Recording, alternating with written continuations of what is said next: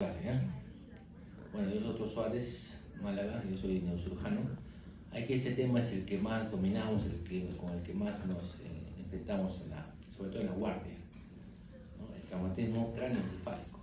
Normalmente ustedes escuchan TEC, ¿no? Traumatismo encefálico, pero es cráneoencefálico, porque primero se traumatiza el cráneo y luego el cerebro. En relación a la epidemiología, los accidentes de tránsito constituyen, por si acaso, estadística básicamente es Estados Unidos, ¿no? El 50%, ¿no? Ahí donde tienen carreteras inmensas, donde constantemente pues, hay accidentes. Caída del 20% de accidentes de trabajo, agresiones.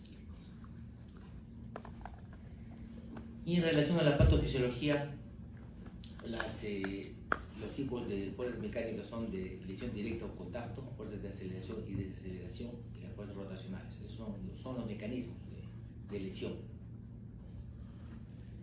En relación a la patofisiología, acá, como ustedes pueden ver, creo que hay la lesión cerebral primaria o de impacto, es la lesión que ocurre directamente por el trauma, ¿no? Es la lesión del tejido cerebral contra el cráneo y el cerebro. Básicamente es por el impacto, y los mecanismos de aceleración y desaceleración también contribuyen. En relación a las lesiones cerebrales secundarias, ya es consecuencia de una cadena de eventos, sobre todo de cadena que ocurre después de un daño, ¿no? Cadena, ¿cómo podemos decir? Bioquímicas, como ustedes dicen, ¿no? Cuando un daño primario ocasiona inflamación, esta inflamación después se propaga, es como una onda, como una onda expansiva de una bomba, ¿no? Al inicio cae en un sitio, pero después se va propagando y va haciendo más daño. Eso es más o menos la lesión secundaria. Y en relación al traumatismo ya primario, en sí, podemos dividirlo en focal o difuso. Focal es una parte específica del cerebro. Les voy a mencionar primero, después vamos a ir uno por uno especificando, ¿ya? La contusión cerebral, el hematoma epidural, el subdural y intercerebral. Y el difuso está la concusión, lesión vascular difusa y lesión vascular difusa. Lo que más vemos en emergencia es la concusión. O sea, que no tiene ninguna repercusión, felizmente, anatómica, más que todo es funcional. O sea, la concusión, como les voy a mostrar, es como que una computadora la apagan, ¿no? Después la resetean, y una que se resetea otra vez funciona. Esa es la concusión. Ustedes han escuchado, ¿no? Se golpeó la cabeza, se desmayó 5 minutos, después despertó. Le hacemos la tomografía normal. Entonces, eso se llama concusión, es lo que más vemos en emergencia. Lo demás, felizmente, no es muy frecuente, ¿no? Y en relación a las lesiones cerebrales secundarias, están las lesiones intracraneales y las sistémicas. Las lesiones intracraneales está la hemorragia intracerebral tardía, el edema cerebral y el swelling, hipertensión intracraneal, vasospasmo, infecciones, convulsiones. Y las sistémicas es consecuencia, básicamente, los pacientes que tienen TEC o traumatismo craneano no solamente tienen traumatismo craneano, sino son politraumatizados. Entonces, la mayoría vienen politraumatizados, no solamente vienen con trauma craneal, vienen con trauma abdominal, trauma torácico. Entonces, va a adicionarse pues hipoxemia, hipotensión arterial, cuando hay por ejemplo, un traumatismo abdominal cerrado. Estos son más o menos el resumen de la lesión, tipos de lesiones, el impacto primario y luego las lesiones secundarias, que es la consecuencia del primer daño, ¿no? En relación a la neuroprotección, ustedes cuando sean internos, lo que tienen que hacer es no agravar el daño que ya está hecho. Entonces, ¿cómo no agravan eso? Primero, lo que tienen que ustedes saber es que el cerebro necesita dos cosas, las neuronas, básicamente: oxígeno y glucosa. Oxígeno es clave.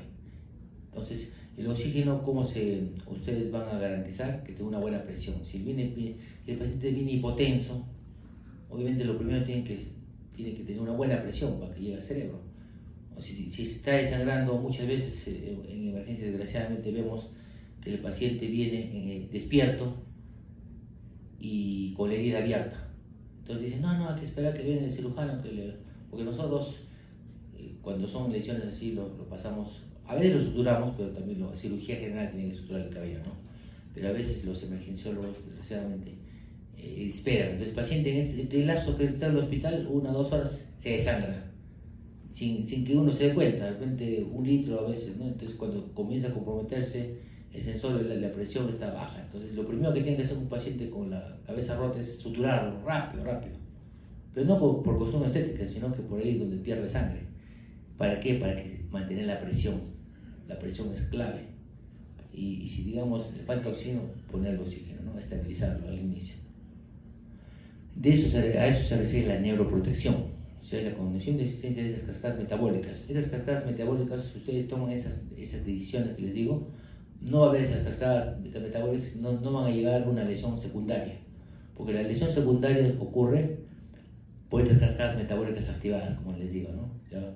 Si ustedes evitan eso, entonces no hay más daño, no va a hacer que la onda expansiva sea más grande. En relación a la presión intracraneal, más o menos estos son los valores: adultos y niños mayores de 12 años, más o menos de 10 a 15 milímetros de mercurio, niños pequeños de 3 a 7 milímetros de mercurio y los infantes menor de 1.5 a 6 milímetros de mercurio. Estos son en relación a la presión de perfusión cerebral. Y esto, no sé si les hayan hablado, pero son las herniaciones cerebrales. ¿Qué ocurre? Cuando el trauma craneoencefálico es muy severo y hay una lesión ocupante, un hematoma o el mismo edema cerebral, el cerebro está en una caja rígida, como se le ve, el cráneo es rígido. Entonces cuando se hincha, ¿por dónde se va? Por donde menos presión hay, acá el agujero magno.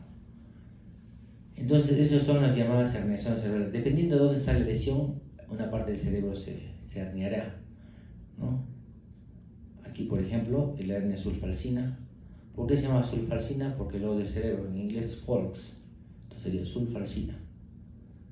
Acá ven la hernia transdentorial central, la hernia uncal, cuando es la lesión es temporal. El uncus, ¿se acuerdan? Es una parte interna del lóbulo temporal, ¿se acuerdan, no? Entonces el uncus es la parte que también se hernia por el agujero, pero no por el magno, sino hay un agujero a nivel del tentorio que por ahí va a comprimir los vasos, ¿no? Y la hernia amigdalina ya es por el agujero magno. Cuando la presión es tan severa, entonces el cerebelo, una de esas partes del cerebro se llama amígdalas cerebelosas. Entonces es lo que baja y comprime el tronco encefálico y la persona fallece cuando es muy severo, ¿no? Ahora, ¿han escuchado hablar de la TEA Cushing o no? La TEA Cushing es una manifestación clínica, pero ya tardía. Cuando la presión urinaria es muy severa, entonces va a haber hipertensión, bradicardia y irregularidades respiratorias. Básicamente, nosotros tenemos que evitar esto, que el paciente llegue a esto. Cuando ya tiene la TEA de Cushing, ya está próximo a morirse. Acá miren, comenzó el trauma craneoencefálico, ¿no? Entonces, para el traumatismo craneoencefálico es importante. Perdón, un ratito, Fulvio, ¿ya?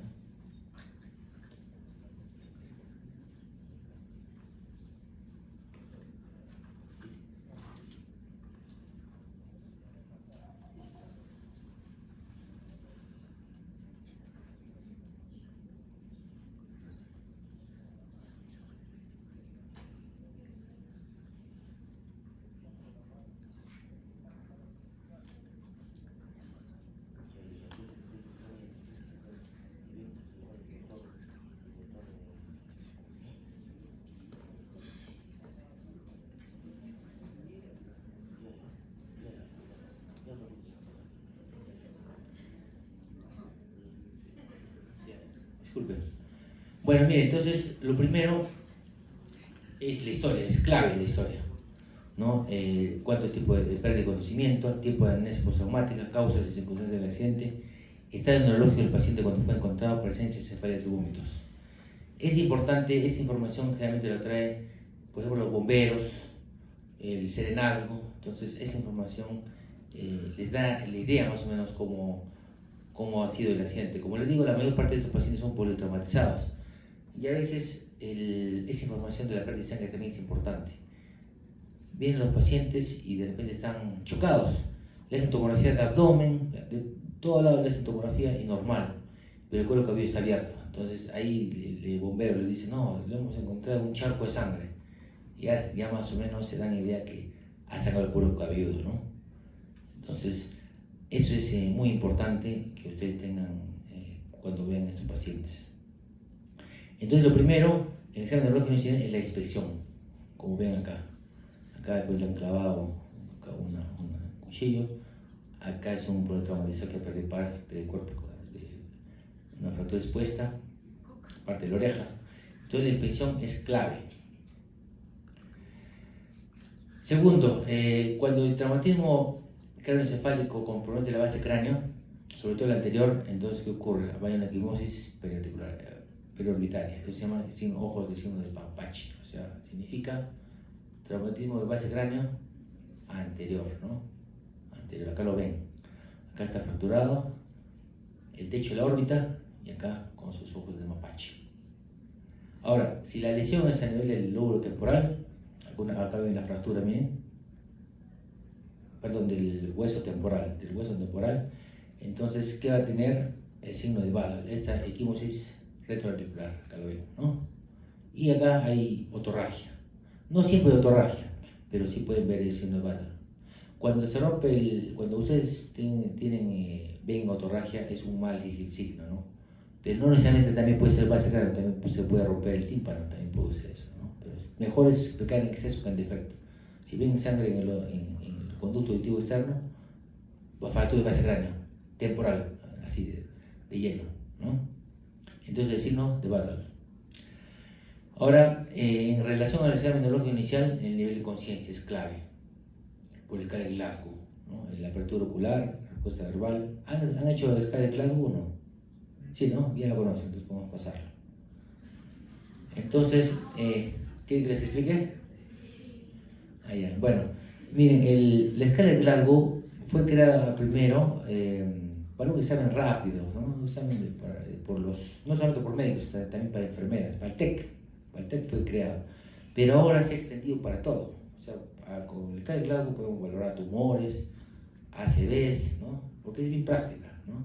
Entonces, la menor respuesta es 3 y la menor puntuación por es 3 y la máxima 15. Nosotros estamos en 15, ¿no? Salvo algunos que están medio dormidos, ¿no? Entonces, tiene 3 parámetros: apertura ocular, respuesta verbal, respuesta motora. La apertura ocular, el espontáneo es 4, 3 es a la voz, 2 al dolor, sin respuesta, 1. La respuesta verbal, si está orientado, es 5, si está confuso, 4, palabras inapropiadas, 3, sonidos incomprensibles, 2, sin respuesta, 1. Y la respuesta motora, ahí hay que diferenciar en respuestas apropiadas y respuestas inapropiadas. Las respuestas apropiadas son todos menos estas dos. La respuesta de decorticación y de celebración. ¿Cuál será peor? ¿De celebración o de corticación? De celebración. De celebración significa mayor daño. Entonces, por tanto, la puntuación es... ¿Cuánto es? 2, ¿no? De corticación, 3, ¿no? Ya no. Entonces, esas dos respuestas son inapropiadas. ¿Qué quiere decir inapropiada? Que ya hay un daño severo, ¿no? Daño severo. En cambio, por ejemplo, la que ustedes ven acá, que obedece a órdenes, localiza, de alguna forma hay cierta conservación de las vías motoras. Porque ustedes pellizcan y tratan de defenderse, ¿no? Entonces, quiere decir que todavía la vía piramidal todo está conservado. En cambio, cuando hay las otras respuestas, ya probablemente se ha lesionado la vía piramidal y los haces largos, ¿no? Y como le dije, la respuesta, la puntuación máxima es 15, la mínima 3. Tercero, el examen neurológico inicial, las pupilas. El examen de las pupilas es clave, es importantísimo. Primero tiene que verse el tamaño, la respuesta a la luz y el tamaño, el tamaño pupilar de ambos lados, ¿no? Entonces en este lado, por ejemplo, tiene un hematoma epidural y una anisocoria. ¿Ven esta pupila chiquita? Está grande. Entonces, ¿qué quiere decir? Que ahí, ¿qué nervio se está comprimiendo? El tercer pancreas, ¿no? Entonces, eso se llama anisocoria. También que hay que ver los movimientos oculares, cómo está la funcionalidad de los movimientos oculares, la función motora. Este es un parámetro más o menos hay cierto consenso, ¿no? Que TEC leve es 14 a 15, TEC moderado de 9 a 13, y coma, eso sí, todos están de acuerdo que coma es menor de 8. Cuando menor de 8 es coma. Ahí sí es menor de 8 en coma, que significa igual a intubación. O sea, el paciente que está en coma tiene que estar intubado, sí o sí. No puede estar así con la respiración como nosotros. ¿Por qué? Porque aumenta la cascada, ¿no? Que les dije. O sea, si el paciente, si el cerebro encima que está dañado y le quiten el oxígeno, peor, pero se va a hinchar más. La mortalidad incrementa. Y toda la cascada que les he dicho, la cascada metabólica que hay, va a llevar para lesiones secundarias, ¿no? Entonces eso no queremos. Un paciente entonces que ustedes atiendan inmediatamente si está en coma, rapidísimo intubarlo y darle oxigenación, ¿no? El manejo inicial es como todos los politraumatizados. O sea, este manejo es considerando que es politraumatizado, ¿no? Vías aéreas libres, ventilación, circulación, ¿no? La ventilación entonces tiene que estar, si está el paciente con ventilador mecánico, tiene un control del ritmo respiratorio, mantener una normal ventilación, la PCO2 de 35-40, y como ya les dije, menor de 8 es intubación, ¿no? Eso tiene que estar bien grabado. Estamos en laboratorios, pues obviamente hemograma, grupo sanguíneo, todo preparándolo para una operación, ¿no? También cómo están los gases arteriales, examen de orina. Examen radiológico, hacer exámenes sobre todo por una cervical, porque muchos pacientes que tienen TEC moderado severo tienen concomitantemente también lesiones cervicales. A veces pasan desapercibidos, ¿sabes? Ustedes creen que no es la cabeza y le mueven también la cabeza y le pueden malograr más la columna. ¿Ya? Entonces es clave. Y si ustedes tienen tomografía, de frente tomografía, no esperar radiografía, no, mejor vamos a algunos de ustedes pues son muy ahorradores, no, todo una radiografía, simple nomás, para que no gaste mucho, ¿no? En las clínicas también se ve, en las clínicas, porque no gasten, le hacen nomás radiografía. Pero no se debe ser así. ¿Por qué? Porque miren, acá miren, aparentemente está bien, ¿sí o no? Miren la columna cervical, ¿ves? Bonita, ¿no? Pero miren acá, la tomografía, ¿ves? ¿Han visto? Hay una luxofractura terrible. Entonces ustedes, si actúan con esto, van a hacer negligencia médica. Entonces viene el paciente con su así traumatizado, pues estos pacientes vienen así despiertos, así doctor, sí me duele un poquito la cabeza, me golpeaba, pero un poquito me duele la mano, debe ser porque está chancado, le dicen, ¿no? Está adormecido mi mano, no, está chancado, pero ya, chao, le veo nuestra placa alta, y hemos visto casos así, le dan de alta en Cuyaniche, no le dan de alta a dos pacientes de repente yo voy en consultorio externo, ahí en la clínica, y le pido una tomografía. Inmediatamente tengo una tomografía porque tenía una cervicorraquialgia derecha. No voy a decir que justo en C6, C7, ahí tiene una lesión, y exactamente salió así la lesión, una luxofractura. ¿Se da cuenta? Entonces, lo ideal ahora, estamos en el siglo XXI, por favor, de frente lo más sofisticado, tomografía. Claro, yo sé que si está en un pueblito, pues ahí por Chivay, ahí por unos pueblitos, ahí de pie, porque es lo único que hay, ¿no? Pero si tienen a la mano tomografía, de frente tomografía, de frente, porque eso pasa, esto es un ejemplo así típico, ya que hemos visto, que a veces se confía en la radiografía, pero eso está bien, pero para el siglo pasa, a veces siglo no. Ahora, si ustedes se equivocan acá, es terrible, negligencia médica. ¿Por qué? Porque se golpea, se tropieza, se queda cuadripléjico el paciente. ¿Ya? Ahora, estos son más o menos los parámetros por los cuales se puede pedir tomografía, ¿no? Sobre todo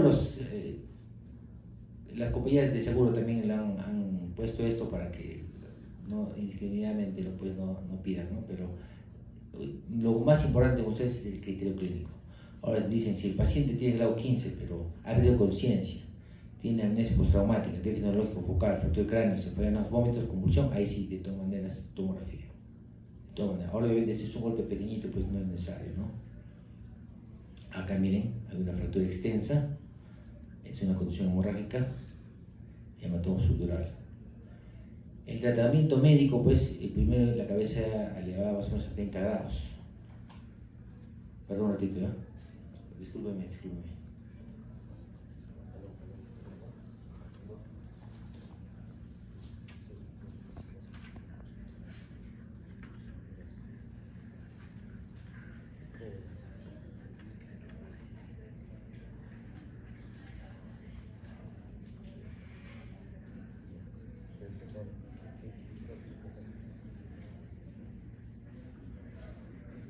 se llama la mólice de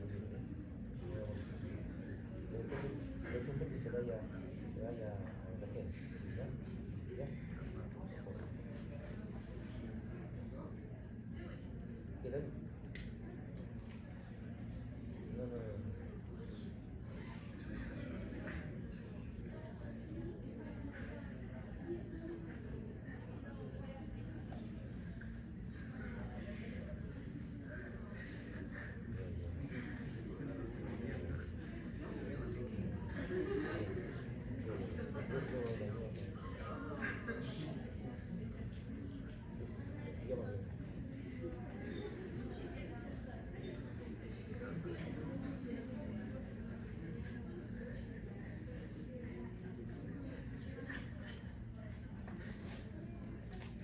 Discúlpeme, es del hospital unas situaciones, ¿ya? Bueno, entonces, dentro del tratamiento médico, ¿qué tiene que hacer ustedes como médicos generales cuando terminen? Ser elevada a 30 grados. Entonces, ¿qué es lo que hace la cabecera elevada a 30 grados? Va a hacer que haya un buen drenaje venoso. Si usted le mantiene la cabeza horizontal, sin elevar, ¿qué ocurre? Que va a haber más edema cerebral. El drenaje venoso va a ser menor. Por eso, cuando el paciente con TEC, elevarle la cabeza. Normovalenia, da las sustancias isoosmolares, el crudo suave 0.9%. Mantener el PCO2, o sea, el oxígeno a 100 mililitros, a 100% de saturación. Mantener el PCO2 de 540. Mantener normovolemia, o sea, que su presión sea buena, como les digo, ¿no? Que no sea hipotenso.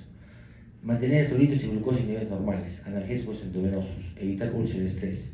Anticonvulsivos profilácticamente en pacientes con grado menor de 8. Antibióticos. En relación a la hemodinámica, deben utilizar soluciones isotónicas. El volumen debe responder a la bulimia de 20 a 25 mililitros por kilogramo de 15 a 20 minutos. Las soluciones hipotónicas como la dextrosa, eso tienen que evitarlo al máximo. ¿Por qué? Porque causa mayor edema cerebral. Si las soluciones a un paciente con TEC le dan dextrosa, le están haciendo daño. Y encima le dan más glucosa, que va a aumentar la cantidad de radicales libres. Los radicales libres van a producir más edema. Y entonces a esos pacientes tienen que darle a ustedes sustancias isosmolares, crudo de sodio, a 0.9%. Si el paciente debe tener por lo menos una hemoglobina de 10 para arriba, entonces si ustedes ven que el paciente tiene una hemoglobina baja, entonces pasarle sangre. El monitor es uno de los medicamentos que nosotros utilizamos en nuestro armamentario, 0.25 a 1 gramo por gramo de peso. La solución hipertónica también se puede utilizar, cualquiera de las dos. El problema de la solución hipertónica es que produce mucha hipernatremia. Entonces pueden combinarse ambos medicamentos. ¿Ya? Digamos, si ustedes ven que de repente el sodio se les comienza a disparar, ya cambian a monitor. Ahora, ¿cuál es la desventaja de la sustancia hipertónica? Que tiene que ser manejada en la UCI. En cambio, el monitor es más fácil de manejar, es la ventaja del monitor. Lo pueden manejar en piso, ustedes mismos. Pero la solución hipertónica requiere un manejo más fino, en la UCI. Los corticoides están proscritos, les he demostrado que no sirven para nada, allí incrementan la mortalidad. Los anticonvulsivos, sobre todo, en cuanto hay lesiones concomitantes y si hay convulsiones. Si no hay convulsiones, entonces mejor solamente puede utilizarse hasta una semana. Vienen acá un paciente con TEC grave, está monitorizado por todos lados. Y esta evaluación ATLS es del politraumatizado.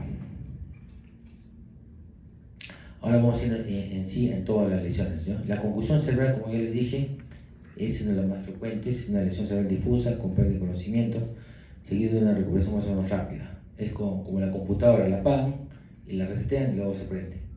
No tiene ninguna consecuencia ni la tomografía normal, el paciente se recupera ad integrum, ¿no? Dicen, me golpeé la cabeza, me desmayé, desperté, ¿no? Y el paciente después, perfecto, tomografía normal. Básicamente es un proceso funcional, ¿no? Este es el cerebro, miren, son las fibras blancas. El cerebro a veces piensa que son sustancias gris, ¿no? Hay sustancias blancas, hay muchas fibras como cablecitos. Ahora, dentro de las traumatismo craneoencefálico está la lesión nacional difusa. justamente se dañan estos cablecitos, estos. ¿Ven? ¿Lo ven? ¿Lo ven estos? Estos todos son diferentes fibras constituyendo pues, la vía piramidal, el espino cerebeloso, el espino talámico lateral, tantas vías que hay, son estas. Corona radiada.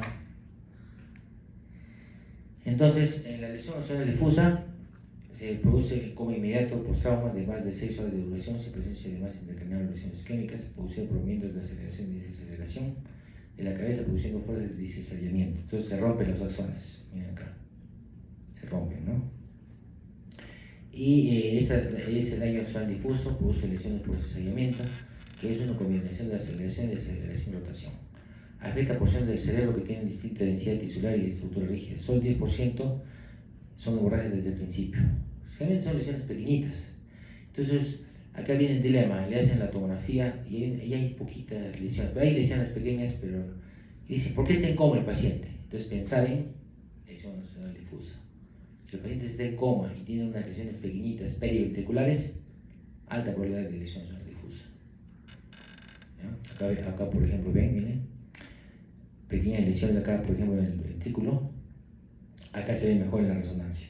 Pero la ventaja, hay una gran desventaja en la resonancia, que no todos los centros lo tienen. Además demora, necesitan anestesiólogo. O sea, es más complejo utilizar resonancia que tomografía.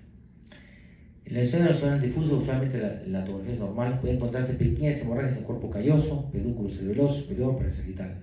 Acá, por ejemplo, hay, aquí en el cuerpo calloso, y acá un pequeño sangrado intraventricular. La resonancia magnética sí es más sensible que la tomografía para detectar pequeñas hemorragias. Asimismo, puede detectar áreas de daño axonal sin hemorragias que aparecen en el T2. Ahora, la otra lesión es el edema o tumefacción cerebral difuso. Suele producirse en el periodo postraumático precoz. La tomografía evidencia borramiento de surcos, cisternas basales y colapso ventricular. En la tumefacción cerebral difusa habría fracaso de la autorregulación de la perfusión cerebral normal, con la consiguiente hiperemia con mayor flujo sanguíneo cerebral. La diferencia con el edema cerebral es que la tumefacción cerebral hay elevación del volumen sanguíneo, o sea, en la tumefacción ocurre mayor flujo de sangre. En cambio, en el edema hay mayor líquido tisular intracelular. El edema puede ser de dos orígenes, vasogénico y hidrostático, puede ser también igual que la tumefacción cerebral focal o difusa. Entonces, la tumefacción cerebral suele desarrollarse con gran rapidez después del ataque. O sea, no todos felizmente hacen tumefacción cerebral. Esos edemas sumamente grandes, generalmente es por la tumefacción cerebral. Ahora acá hay una escala muy importante que nosotros utilizamos, es la tomografía de Marshall. Esta escala de Marshall nos va más o menos a avisar en qué situación el paciente está de gravedad, ¿no? El Marshall 1, tipo 1, es cuando la tomografía es normal. El tipo 2 es que cuando hay pequeñas lesiones, la línea está central, las esquinas bases están libres. El tipo 3 ya hay un edema bilateral. ¿Ya? Y acá ya comienzan a haber ausencia de las cisternas. Las cisternas son estas, alrededor del tronco hay unos espacios, son las cisternas. Cuando comienza a haber ausencia de esas cisternas, es un mal pronóstico, que en cualquier momento puede clavarse el paciente. El tipo 4 es cuando el edema es de un solo lado nada más. Después está la parte de la masa evacuada y la no evacuada, ¿no? Entonces, estas son ya las lesiones parenquimales que hay, ¿no? Acá está el concepto de contusión cerebral. Contusión cerebral, entonces, hay una lesión en el cerebro ya mismo. O sea, y parte se conserva. O sea, ustedes ven cerebro normal, hemorragia, cerebro normal, hinchado. Entonces, se llama contusión hemorrágica. Ya, generalmente ocurre en las partes del cerebro que están en contacto con el hueso. Por ejemplo, acá en el lóbulo frontal, en el temporal, en el occipital. O sea, todo, cuando hay movimiento de aceleración y deceleración, así va, digamos, se golpean ustedes, el cerebro va con toda fuerza y se golpea, por ejemplo, la punta del temporal o la punta del frontal. Entonces el cerebro ahí se contunde, hace la contusión hemorrágica. Generalmente está en las partes anteriores de los lóbulos, frontal, temporal, occipital. O sea, lo que tiene contacto con el hueso, ¿no? Cuando da la vuelta con fuerza, se golpea, contusión hemorrágica. Acá, contusión cerebral, ¿no? Conforman hasta el 8.2% de las lesiones degeneradas en los traumatismos craneoencefálicos. La evolución, el 40% de las contusiones aumentan de volumen en los primeros 4 días después del trauma. O sea, ¿qué quiere decir? Que una vez que uno tiene contusión cerebral no está librado del problema, porque en los siguientes días puede crecer más todavía. Y de no ser quirúrgico, ya se hace quirúrgico. Acá lo ven, miren. Pequeño y más grande. Ahora, ¿cuándo está indicado operarlo? Cuando la lesión parenquimal y el signo de deterioro neurológico progresivo aumenta.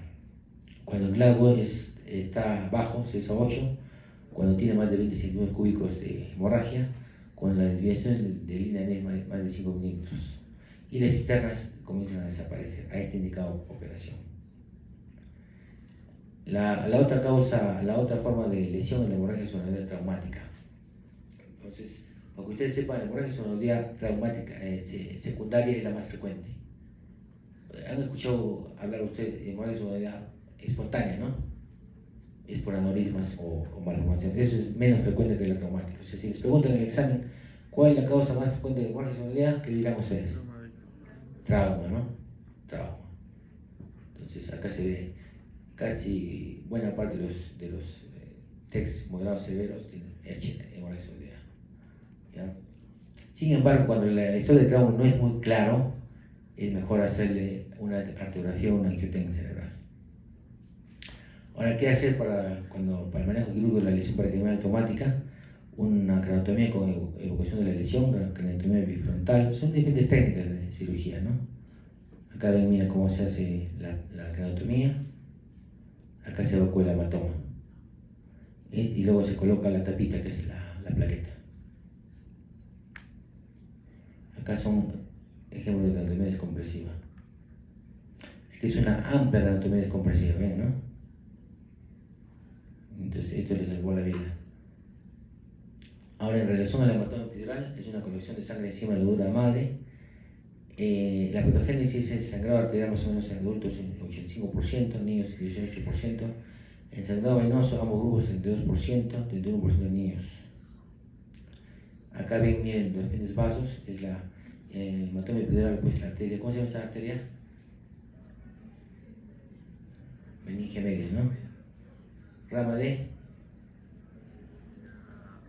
Eso pregunta el examen, ¿no? Averigüen, ¿no? Acá está, miren, la meningia media.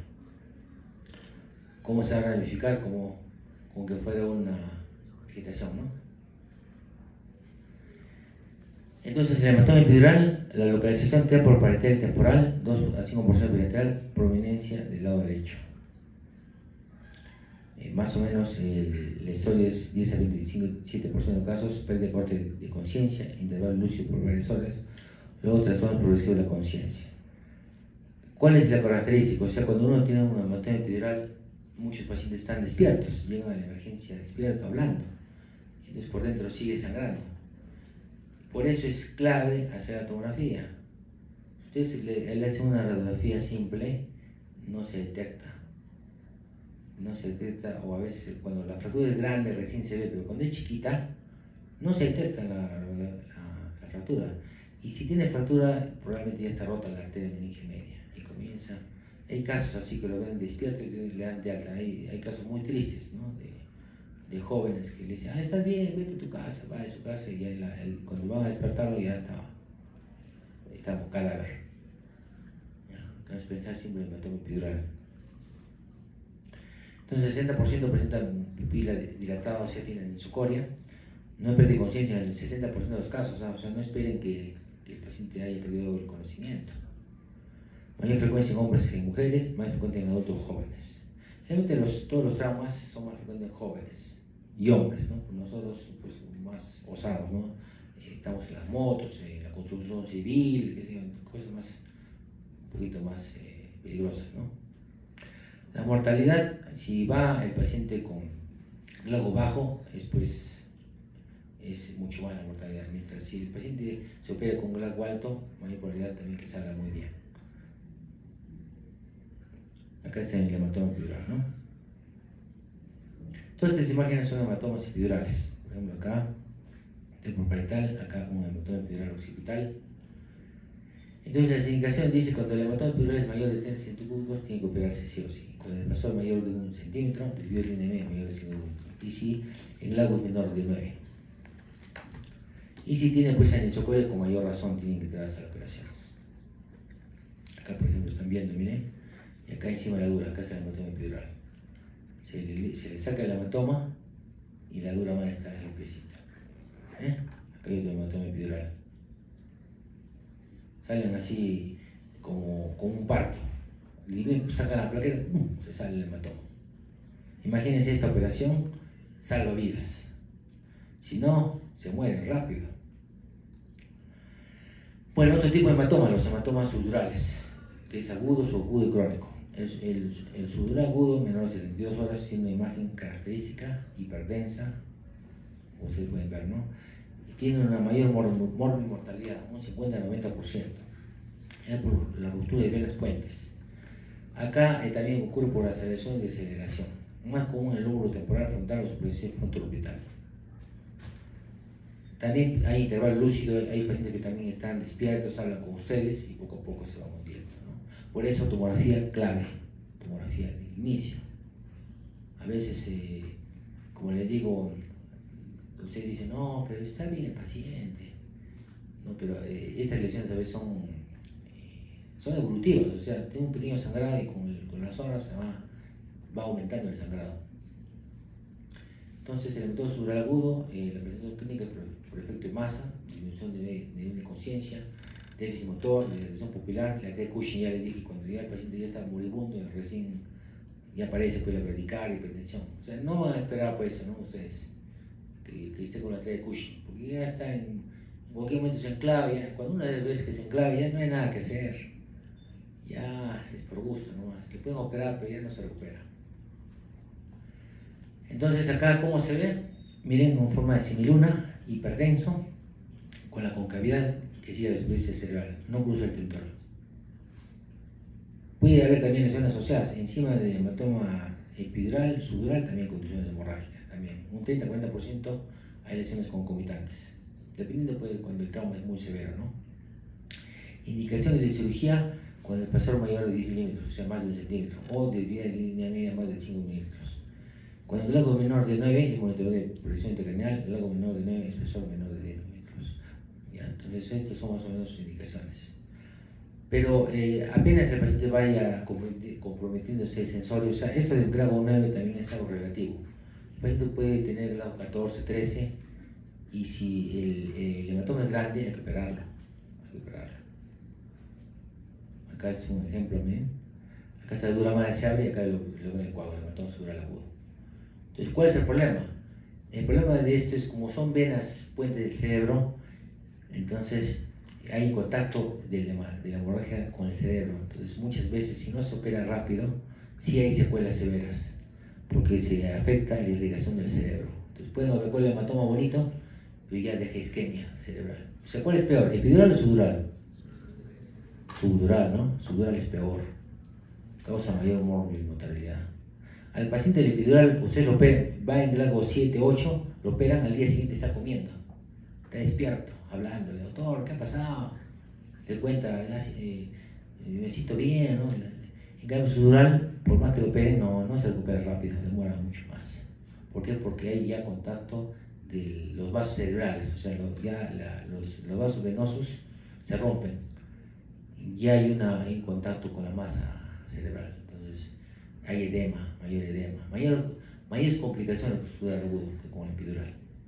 Obviamente el epidural tiene que operarse súper rápido, ¿no? Si lo operan después de un día, pues también igualito va a causar isquemia cerebral, ¿no? El hematoma subagudo es un poquito más tardío, de 4 a 21 días. Entonces, estos hematomas, como son venitas puentes, ocurren generalmente en personas ya mayores, ¿no? Ustedes jóvenes, su cerebro y cráneo están tas con tas, así, bien pegaditos, así están, cráneo, cerebro.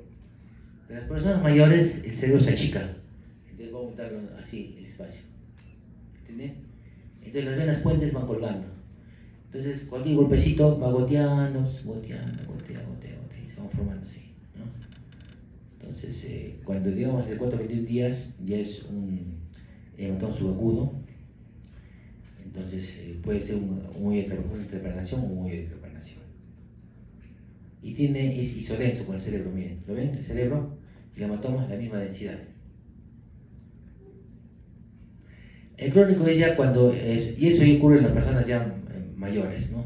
Usualmente, porque hemos visto ahora en el hospital una pacientita con un hematoma sudoral crónico con lupus de 23 años y hizo un hematoma sudoral crónico. Entonces, es frecuente en ancianos, alcohólicos, anticoagulados. Como les digo, ¿cuál es el requisito? Que hay espacio, ¿no? Hay un espacio entre el cerebro y el cráneo. Entonces, en ese espacio es donde se va formando el hematoma. Y como el cerebro tiene atrofia, se acomoda la sangre, se acomoda, o sea, no da mucha sintomatología. Recién cuando está grande ya pues, le comienza a doler la cabeza, a dormir, falta de fuerza, ¿no? Le hace tomografía y tiene una imagen así, ¿no? Semiluna, pero negrito, crónico. Mira, acá también crónico, ¿eh? Y la línea media bien marcada. Acá, como es agüita, como es hematoma, generalmente ya es más de 10 semanas, ya está ya como líquido, ya no está como como coágulo. Entonces, con un huequito suficiente, le hacen un huequito, se sale el líquido. Le dicen tipo motor oil, como aceite de un motor. Así sale, así un color negruzco, ¿no? Bueno, en relación a la lesión de fosa posterior, la incidencia es menos del 3% de traumatismos craneoencefálicos. Indicación en cirugía, lesión con efecto de masa en la tomografía o disfunción lógica debido a efecto de masa. Hay distorsión de la ubicación del cuarto ventrículo, compresión de disminución de la base. Acá ponemos un hematoma posterior, miren, se pone boca abajo el paciente. Esto es en relación a las fracturas craneales. Las fracturas craneales pueden ser lineales con minuta deprimida. La deprimida es simple o compuesta. Las lineales son aquellas fracturas que simplemente tienen un trazo lineal, pero no se han deprimido. Conminutada en varios fragmentos y deprimida cuando está debajo de la tabla interna. La simple cerrada y la simple abierta con la cerración, como el ejemplo que hemos visto, pues el primer ejemplo que vimos, el cerebro que se ponía, ¿se acuerdan? El cráneo sería compuesta, abierta, ¿no? En la deprimida, miren acá, esta es la tabla interna, está por debajo de la tabla interna, ¿no? Más o menos 6% de traumatismo craneoencefálico, 71% tiene lesión intracraneal, fracturas compuestas 90%, se asocia a infección 1.9-10%, mortalidad 1.4 al 19% de las fracturas deprimidas. ¿Por qué? Porque al meterse dentro de, ya pasar de la tabla interna, ya el cerebro lo lesiona, ¿no? Hay laceración pues, de los vasos cerebrales, de la dura madre. Entonces, indicación de cirugía: fractura craneal abierta con depresión mayor que la expresión del cráneo, depresión dural, depresión mayor de 1 centímetro, seno frontal comprometido, deformidad cosmética, herida infectada. Y la fractura lineal cuando la conducta es expectante. O sea, si no se ha deprimido, pues se puede esperar nomás. Si no hay sangrado, ahí queda. Pero ¿cuál es el riesgo de la fractura? Que se rompa qué arteria. ¿Cómo se llama la arteria? La meningia media, es una hematoma epidural. Por eso tienen que hacerles tomografías de repente cada 6 horas, cada 12 horas, cuando tiene fractura lineal.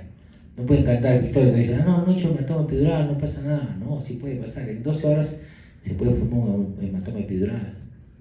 Y de hecho ha pasado eso. Al inicio le hemos dicho, en niños sobre todo pasa eso. Se fractura el cráneo, se caen de la cama. Es una fractura lineal, ¿no? Entonces dicen, qué bien, no tiene hematoma. Al día siguiente le hacemos tomografía, le duele la cabeza, está irritable, hematoma epidural, que se formó en el transcurso de la noche. Entonces, cuando hay fracturas hay que estar alertas. Y esto pues ya es terrible, ¿no? Acá le han clavado un cuchillo, ¿no? Acá lo ven, ¿no? Agarrado parte de la dura madre. Acá está. Entonces le ha producido una fractura de craneal deprimida y se repuso, ¿no? Y se llama craneoplastia, como una malla. Y traumatismo del cráneo encefálico por proyectil de arma de fuego, ¿no? Desgraciadamente esto pues es altamente mortal. Acá lo ven, ¿no? Acá ya no sobrevivía, mira, todo dañado, un tremendo edema cerebral, nadie sobrevive eso, por más que se opere. Ahora, en el traumatismo craneoencefálico es importante el monitoreo de la presión intracraneal. a veces no se tiene esto, ¿no? Entonces se hace el monitoreo tomográfico, pero en Lima, yo trabajé en Lima, poníamos este monitor. Entonces podíamos ver si la presión intracraneal está normal, excelente, pero si comienza a elevarse, por más que no tenga hematoma, es una indicación para una craniostomía descompresiva. Puede ser monitoreo con catéter intraarticular o epidural, acá como ven. Acá están diferentes tipos de ondas. Las ondas del cerebro son bien parecidas a las ondas del pulso. ¿Se acuerdan de las ondas del pulso? Es igualito. Y entonces tiene que tener una morfología. Cuando no tiene la morfología adecuada, también es un signo que va a ir a una hipertensión renal refractaria al tratamiento médico. Y termina en esto, en que la anatomía es compresiva. Entonces le quitamos la plaqueta para que el cerebro tenga espacio. Porque el enema no es eterno, más o menos demora 7 días después, se chupa el cerebro, ¿no? Es la decompresiva, miren. Le abrimos la dura madre y ahí tiene espacio el cerebro para poder, cuando esté hinchado. Ahora las secuelas, ustedes me dicen, doctor, ¿qué secuela? Los pacientes preguntan, ¿no? Doctor, ¿qué secuela voy a tener? Sobre todo los familiares, ¿qué secuela va a tener mi familiar? Lo primero que secuela es la epilepsia postraumática. Constituye la complicación tardía más común y grave, representa 2% de las causas de epilepsia. Digamos, por ejemplo, si usted tiene un traumatismo moderado severo en relación a la población general, alta probabilidad, un 2% más que hagan epilepsia en relación a los demás. ¿Ven? O sea, golpearse la cabeza no es así nomás, sino puede tener consecuencias a futuro. Puede crisis temprana, la que debuta la primera semana, y tardías que después, que puede ser al mes, 2 meses, aparecen, ¿no? Comienzan a hacer epilepsia y dicen, ¿qué ha pasado? Y dicen, sí, realmente, si tuve un accidente, me golpeé la cabeza y perdí el conocimiento. Entonces es una secuela postraumática. El segundo, el síndrome postcontusional, aparece después de semanas o meses, no guarda relación con la mayor trauma, consiste en encefalea acompañada de percepción de ruido, mareos. Esta encefalea no es contusional, es postconcusional. Concusional, no contusional, concusional. De la concusión, ¿se acuerdan? La concusional. Entonces, hay pacientes que golpean la cabeza fuerte, la concusión está normal, pero el paciente tiene dolor de cabeza tipo migraña, tiene mareos, tiene vértigo, insomnio, su rendimiento de trabajo es malo. Entonces, ese síndrome de concusión también hay cierta frecuencia en eso. La hidrocefalia. Entonces, traumatismo craneoencefálico de moderado grave y sistema moral que se en mayor o menor grado. Al cabo de meses puede formarse fibrosis y puede ser hidrocefalia. Bueno, jóvenes, esto es lo más importante del traumatismo craneoencefálico. No sé si tienen alguna pregunta.